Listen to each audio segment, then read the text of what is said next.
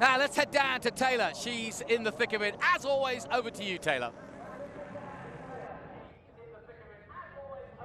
That's right, it's time to get started, and we're going to have our national anthem by Razvio. Oh, say, can you see by the dawn's early light what so proudly we hailed at the twilight's last gleaming with broad stripes and bright stars through the perilous fight? O'er the ramparts we watched were so gallantly streaming, and the rockets' red glare, the bombs bursting in air, gave proof through the night that our flag was still there. Oh, say does that star-spangled banner yet wave o'er the land of the free and the home of the brave?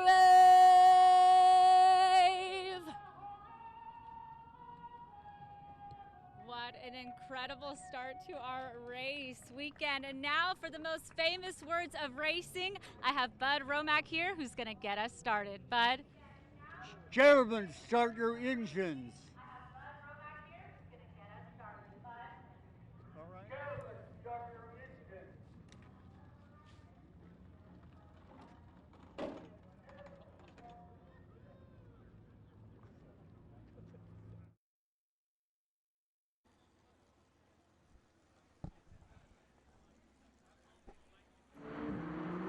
So high above the corkscrew, we are about to wait for the sensational sound of Formula One here in California. Not unfamiliar territory to California. Of course, Formula One has raced here before, but not at Laguna. And last year we got a chance to see Mika in action, and it was absolutely superb. Different cars this year, and as he says, we've got Tanner Faust, who's well-known person to racers in America, known for his rallycross expertise. He's also a stunt driver, so if you've ever seen Born Identity or any of the great movies that have car chases or action scenes with cars in them, Tanner's usually your man, and he's a top man, I can assure you. Great in a rally car, great, and I thought this is a real thrill for him too, to get out there. But what about Mario Andretti? How about that idea?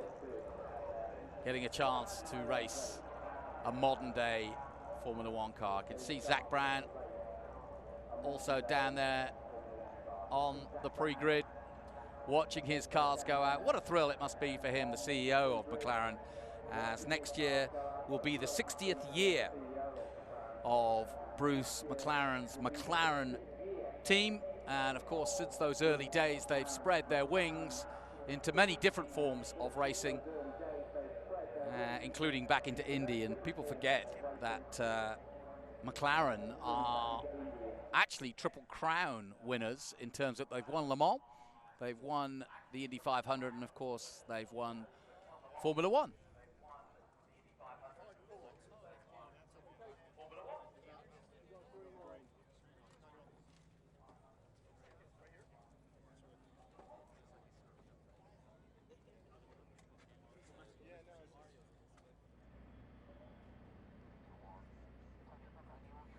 Back in 1963, Bruce McLaren set in motion what was to be an adventure that led him around the world, because back in those days of Chris Amon, Bruce McLaren, Denny Hulme, they all raced, not just in Formula One, which they were known for, but also here in the States in sports car racing as well. So they were often given, because of their notoriety as drivers, they were given drives around the world. Bruce would come and race here in Can-Am, here in the States, as well as IndyCar.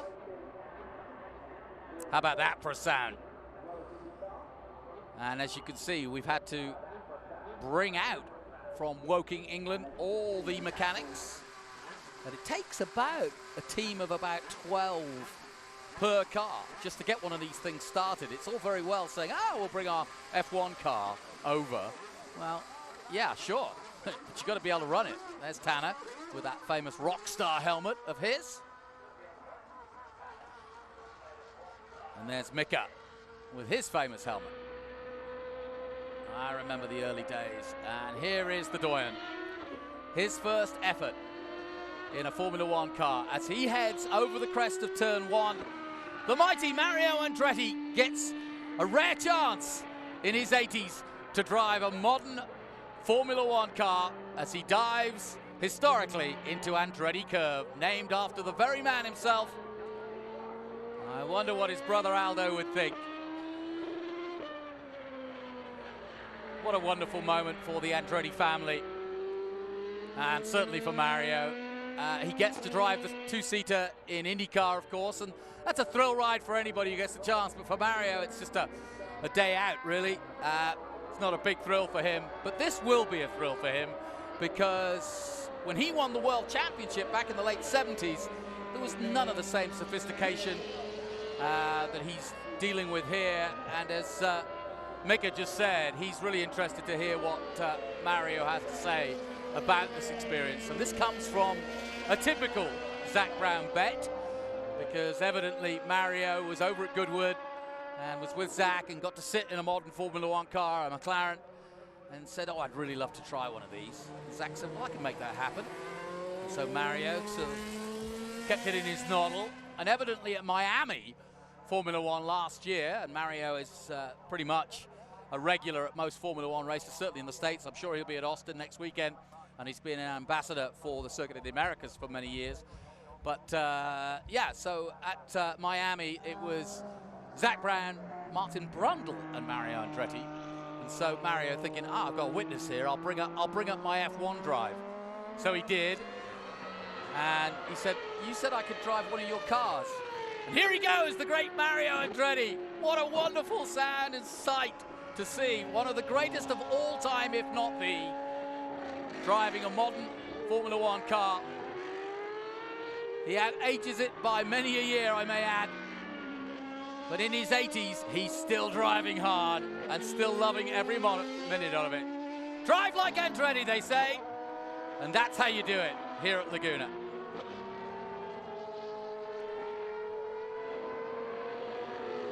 I know that his son Michael and his nephew tuning in. All the Andrettis, Jared, Adam, I'm sure will be watching. Michael, Marco, and the family. Here's to you, Andrettis. You've given us a lot of love and great racing over the years. But it's been led by this man, Mario Andretti. And it's an absolute glorious sight and sound to rock through the hills of Monterey. Somewhat apropos, because this is the location that Mario raced his last IndyCar race back in the mid-90s. So a special place for the Andretti family, as he and Michael went toe-to-toe for many a year in IndyCar. And as you're well aware, both Mario and Michael trying to find their way onto the Formula One grid currently to try and take on the likes of Zak Brown and his McLaren team. And Mario hasn't lost any of it, has he? Listen to that beautiful sound.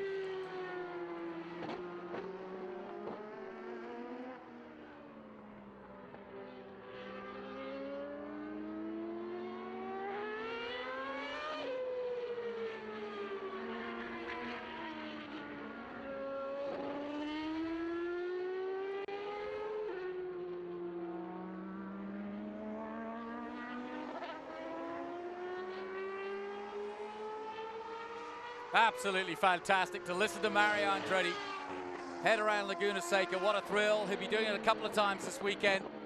And now also on track, Mika Hakkinen, a two-time world champion in Formula One. My era, if you will, of Formula One very much. Tanner Faust also in action.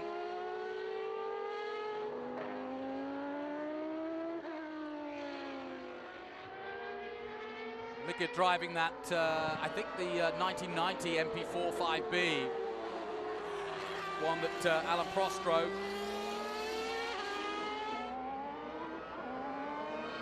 Interestingly enough, the car that Mario's and Andretti's driving is actually not one of the most successful McLarens in history. In fact, Jenson Button and current driver Checo Perez were the current drivers for it, and it really made some top tens and got some points, but it really didn't. I think 5th place was its best result over the season, and so it's not remembered fondly, certainly in McLaren history, because they've been so successful.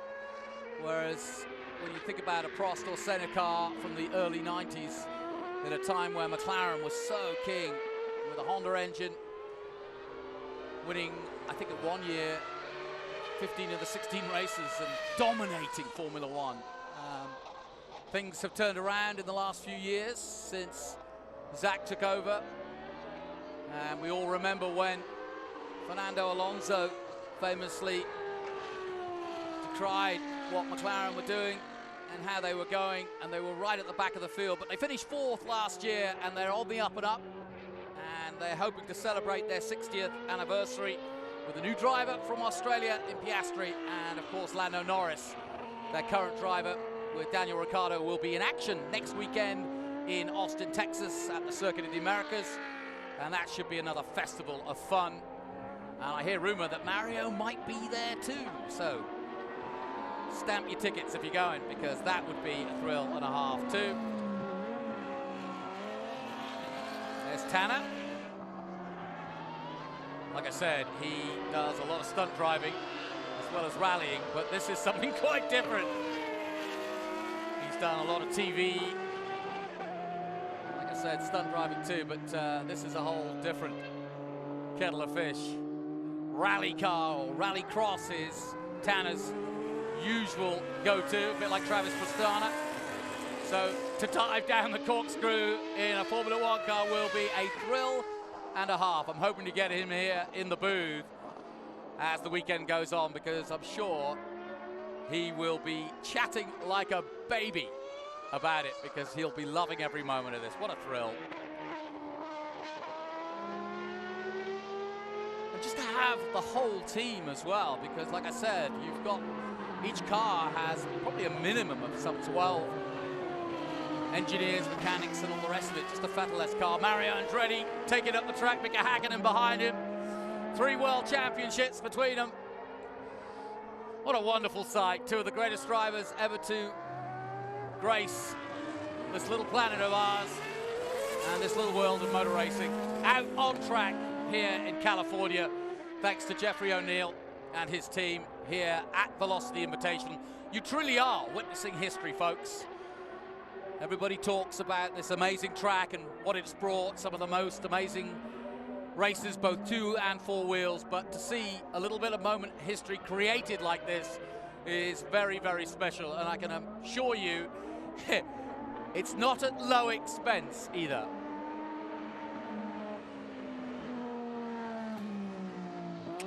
Mika, of course, 98, 99 world champion, and I remember his career very clearly. Ever the gentleman, ever the aggressive racer. Mika, like Ayrton, did not hold back. If you wanted to go wheel to wheel with Mika Hakkinen, you better be on your mettle, because Mika did not pull out of a fight. And it'll be a thrill to him to drive a car of, I'm sure, one of his heroes, Senna and Alain Prost, 2 of the greats. One a 3-time world champion, the other a 4-time world champion in Prost's case. And the Prost-Senna days are remembered, misty-eyed. No one will forget this particular car going head-to-head for the first corner at Suzuka with Alain Prost, who'd moved on to Ferrari by then, but it ended in tears as both of them into the gravel, and it would happen again. So great memories, great, wonderful memories for those of us who both watched it at the time and have been honored and privileged enough to meet the likes of Mika and Alain and Ayrton Senna in the day. They're sadly missed. I saw one of Ayrton's first Lotuses here in the paddock. That too is here, the camel-coloured Lotus, as well as a 93 test car that looks exactly the same as the 94 car that he sadly ended his career in. And all that here on display, thanks to the Peterson Museum, I may add, and Juan Gonzalez, who has put his collection forward. So, as well as these cars that you're seeing on track right now, there is also a chance to see some stationary Formula One cars that won't be on track, but are very much, you're able to go up and have a look at them, including that test 93 Williams car that Ayrton drove, and so did Gerhard Berger, in fact. Of course, Damon Hill, his teammate at the time, back in the mid-90s, and on that fateful day at Imola in 1994. Also on display, one of Schumacher's Ferraris, as well as one of Fernando Alonso's Ferraris. So some really, really important cars out there. Carlos Sainz has got a Toro Rosso here that he drove. One of the first cars he drove in Formula One. And interestingly enough, the car that Mario Andretti is driving is also a car that is driven by a current Formula One driver, or was driven at the time by a current Formula One driver in Perez. That's Checo, now of course driving for Red Bull, once drove for McLaren, alongside Jenson Button. And Mario's in. A little systems check. Does he get to go out again? I don't know. He's got the WebEx on the side and the Android golf stickers, views, all the modern current Formula One. Richard Mill.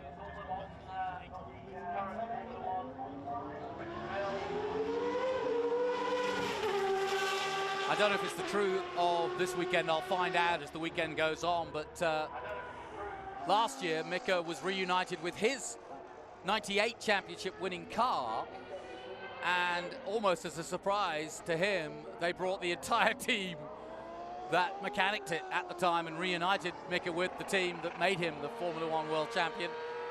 And that was a really special weekend for both of them, for both Mika and for the team, to be reunited as one, because that hadn't happened since the late 90s. And Mika's been around Formula One and around the scene, of course, but to actually be reunited with the team that got him to that championship must have been very special indeed.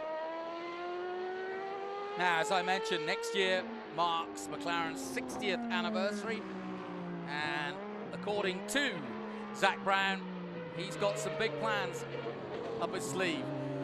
The other driver, by the way, Pato O'Ward, the current Arrow McLaren driver. I haven't mentioned him too much, but of course Pato driving for Arrow McLaren at the moment in IndyCar and doing some test drives, I may add, in Formula One for McLaren. So he too is the recipient of a bet with Zak Brown last year. He said, if I win an IndyCar race, I want to drive your current McLaren F1 car. And Zak said, okay then.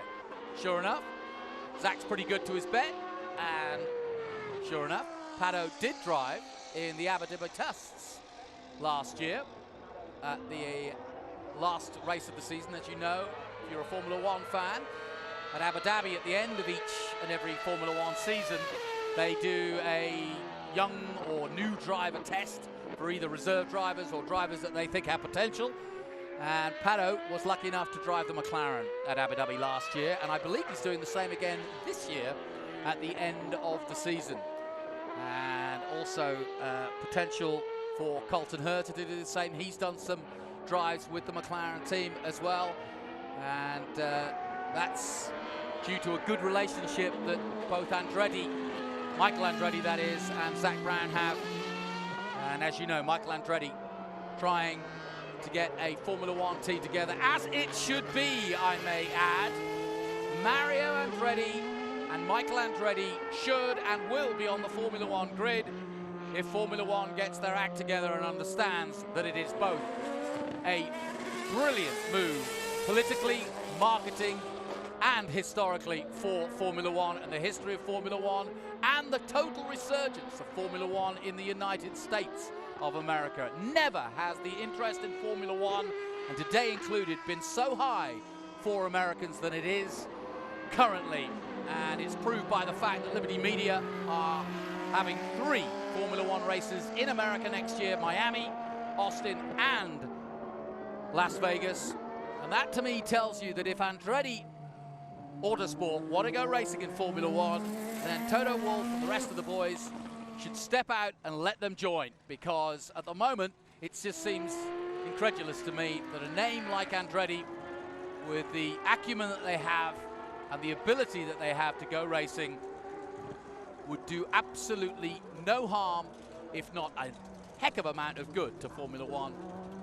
And I know I speak perhaps only for myself, but I do have an opinion on this, and these are the types of times where I can give that opinion. But I do hope that Michael gets his team into Formula One and Mario continues to be the ambassador. What a wonderful moment it would be for Mario Andretti to be on the grid with Andretti Autosport, Formula One, Andretti Global, as it will be, and be back in Italy, full circle if you will, where it all began.